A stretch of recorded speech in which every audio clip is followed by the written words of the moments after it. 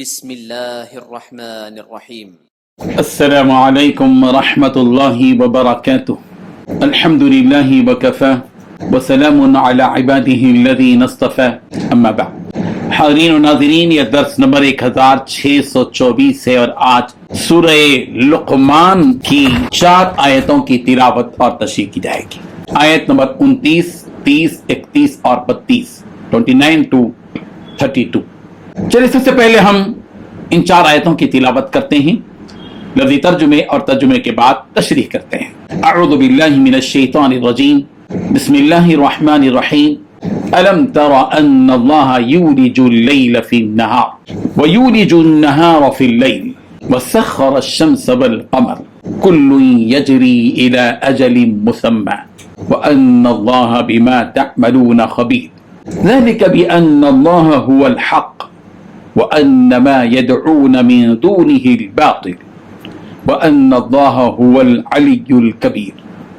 ألم تر أن الفلك تجري في البحر بنعمة الله ليريكم من آياته إن في ذلك لآيات لكل صبار شكور. وإذا غشيهم موج كالظلل دعوا الله مخلصين له الدين فلما نجاهم إلى البر فمنهم مقتصد وما يجحد بآياتنا إلا كل ختار كفور. صدق اللہ العظیم. لفظی ترجمہ یوں ہے، الم تر، کیا آپ نے نہیں دیکھا، ان اللہ، کہ بے شک اللہ، یولج، داخل کرتا ہے، اللیل فی النہار، رات کو دن میں، ویولج، اور وہی داخل کرتا ہے، النہار، دن کو، فی اللیل، رات میں، وسخر، اور اسی نے کام میں لگا دیا، الشمس، سورج کو، والقمر، اور چاند کو، کل یجری، ہر ایک چل رہا ہے، الی اجل مسمی، ایک مقررہ وقت تک، وان اللہ، اور یہ کہ بے شک اللہ، بما تعملون، اس کے ساتھ جو تم عمل کرتے ہو، خبیر، بہت خبردار ہے. ذالک بان اللہ، یہ بسبب اس کے کہ بے شک اللہ، والحق، وہی حق ہے، وَأَنَّ، اور یہ کہ بے شک ما یدعون، جن کو وہ پکارتے ہیں، من دونہ، اس کے سوا، الباطل، باطل ہے، وَأَنَّ اللَّهَ، اور یہ کہ بے شک اللہ، هو العلی، وہی خوب بلند ہے، الکبیر، بہت بڑا ہے. الم ترى، کیا آپ نے نہیں دیکھا، ان الفلکا، کہ بے شک کشتی، تجری فی البحر، سمندر میں چلتی ہے، بنعمت اللہ، اللہ کے فضل کے ساتھ، لیریکم، تاکہ وہ تمہیں دکھائے، من آیاتہ، اپنی کچھ نشانیاں، ان فی ذالک، بے شک اس میں، لآیات، البتہ نشانیاں ہیں، لکل صبار شکور، واسطے ہر بڑے صابر شاکر کے.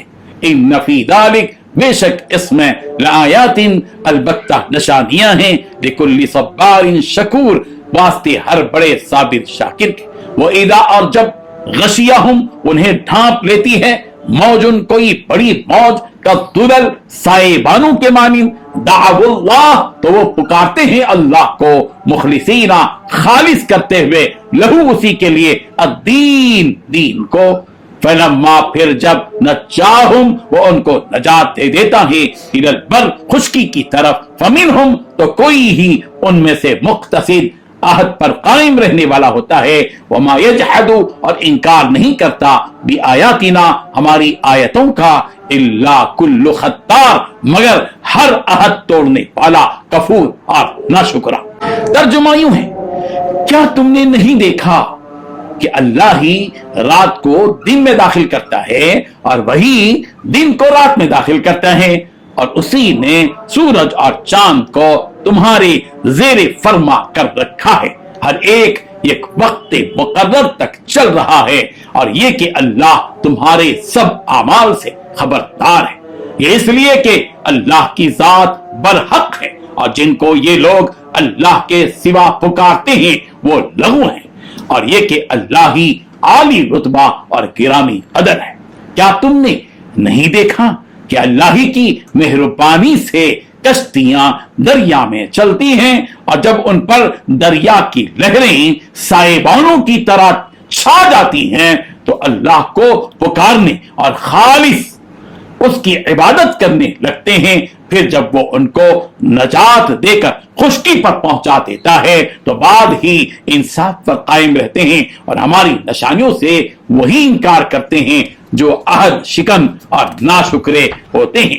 ان 4 آیتوں میں 13 باتیں بتلائی گئی ہیں. پہلی بات، کیا تم نے نہیں دیکھا کہ اللہ تعالیٰ رات کو دن میں اور دن کو رات میں داخل کر دیتا ہے. دوسری بات، اللہ تعالیٰ نے سورج اور چاند کو کام میں لگا رکھا ہے کہ ہر ایک کسی متعین میعاد تک رواں دواں ہیں. تیسری بات، کیا تمہیں یہ معلوم نہیں کہ اللہ تعالیٰ تمہارے اعمال سے پوری طرح باخبر ہے. چوتھی بات، یہ سب کچھ اس لیے ہے کہ اللہ تعالیٰ کا وجود ہی سچا ہے. چھٹی بات، اللہ ہی وہ ہے جس کی شان اونچی ہے اور ذات بڑی ہے. ساتویں بات، کیا تم نے نہیں دیکھا کہ کشتیاں سمندر میں اللہ تعالیٰ کی مہربانی سے چلتی ہیں. آٹھویں بات، تاکہ اللہ تمہیں اپنی کچھ نشانیاں دکھائے. نویں بات، یقیناً اس میں ہر اس شخص کے لیے نشانیاں ہیں جو صبر کا پکا اور اعلیٰ درجے کا شکر گزار ہوتا ہے. 10ویں بات، جب موجیں سائبانوں کی طرح ان پر چڑھ آتی ہیں. 11ویں بات، تب یہ لوگ اللہ تعالیٰ کو اس طرح پکارتے ہیں کہ اس وقت ان کا عقیدہ اور اعتقاد خالص اسی پر ہوتا ہے. 12ویں بات، پھر جب وہ ان کو بچا کر خشکی پر لے آتا ہے تو ان میں سے کچھ راہ راست پر ہوتے ہیں، ان کے سوا باقی شرک کرنے لگتے ہیں. 13ویں بات، اللہ کی آیتوں کا انکار وہی شخص کرتا ہے جو پکا بدعہد اور پہلے درجے کا بلکہ پرلے درجے کا ناشکرا.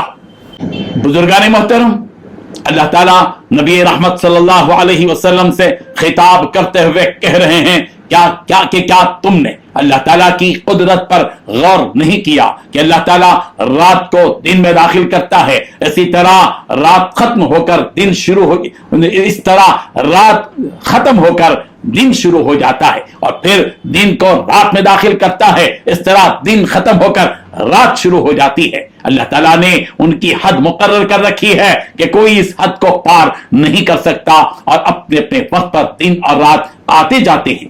حضرت قتادہ رضی اللہ عنہ نے کہا کہ علم ترى ان اللہ یولج اللیل فی النہار، کہ رات کی کمی وہ دن کی زیادتی سے کی وجہ سے ہوتی ہے. یعنی جب دن اپنی پوری شدت پر ہوتا ہے تو رات اس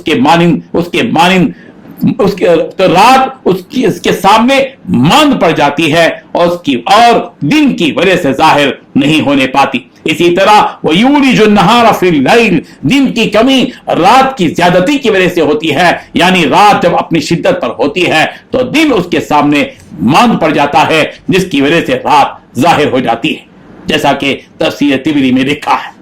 دن اور رات کے اس نظام کا تذکرہ قرآن مجید کی متعدد آیات میں موجود ہے. سورہ آل عمران کی آیت نمبر 27 میں کہا گیا تولج اللیل فی النہار وتولج النہار فی اللیل، تو ہی رات کو دن میں داخل کرتا ہے اور دن کو رات میں لے جاتا ہے. سورۃ الحج کی آیت نمبر 61 میں کہا گیا ذالک بأن اللہ یولج اللیل فی النہار ویولج النہار فی اللیل، یہ اس لیے کہ اللہ رات کو دن میں داخل کرتا ہے اور دن کو رات میں داخل کرتا ہے. اس کے علاوہ سورہ فاطر کی آیت نمبر 13، سورہ حدید کی آیت نمبر 6 میں بھی یہ بات بتلائی گئی ہے. اللہ تعالیٰ بندوں سے فرما رہے ہیں کہ اللہ تعالیٰ کو تمہارے سارے اعمال کی خبر ہے کہ تم کیا کرتے ہو اور کیا نہیں کرتے، کس گناہ میں مبتلا ہو اور کس بھلائی میں مصروف ہو. تمہاری ہر کام سے وہ واقف ہے، تم اسے غافل نہ سمجھو، وہ سب کچھ دیکھ رہا ہے. ان اعمال کی جزا و سزا بھی تمہیں ضرور ملے گی. امام طبری علیہ رحمہ نے کہا کہ یہاں خطاب تو محمد عربی صلی اللہ علیہ وسلم کو کیا گیا ہے، مگر اس سے مراد مشرکین ہیں، اس لیے کہ وہ چاند و سورج کو بھی پوجا کرتے تھے. اسی لیے انہیں بتایا گیا کہ تم جس چیز کی عبادت کرتے ہو وہ خود ہی اللہ تعالیٰ کے حکم پر چلتے ہیں. اور اگلی آیت ذالک بأن اللہ هو الحق وانما يدعون من دونه الباطل بھی اس بات کی جانب اشارہ کر رہی ہے کہ اس سے مراد مشرکین ہے.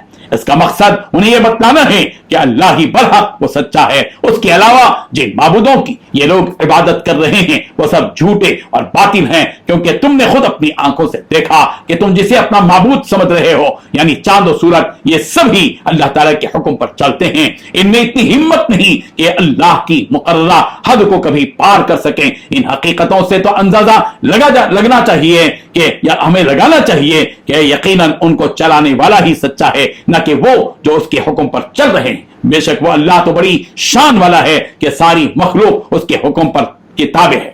اللہ تبارک و تعالیٰ پھر سے وہی شان قدرت بیان کر رہے ہیں جو سورہ روم کی آیت نمبر 46 میں یعنی 46 میں اور قرآن مجید کی دیگر آیات میں بیان کی گئی کہ کیا ان مشرکوں نے اس کشتی کو نہیں دیکھا جو سمندر میں اللہ کی رحمت کی وجہ سے چلتی ہے، یعنی ایک لکڑی سے بنی چیز اس سمندر پر چل رہی ہے کہ جس سمندر پر تم نہیں چل سکتے، اور وہ کشتی اپنا راستہ طے کر رہی ہے، تو کیا تم یہ دیکھ کر بھی اللہ کی قدرت کا پتہ نہیں لگا سکتے؟ جبکہ اللہ کا مقصد ہی یہی ہے کہ تم ان چیزوں پر غور کرو کہ یہ کشتی کیسے اس قدر بوجھ، ٹنوں کا بوجھ اٹھا کر سمندر کی سطح پر چل رہی ہے، مگر اسے دیکھ کر بھی تم اللہ کی قدرت کے قائل ہوتے نہیں ہو۔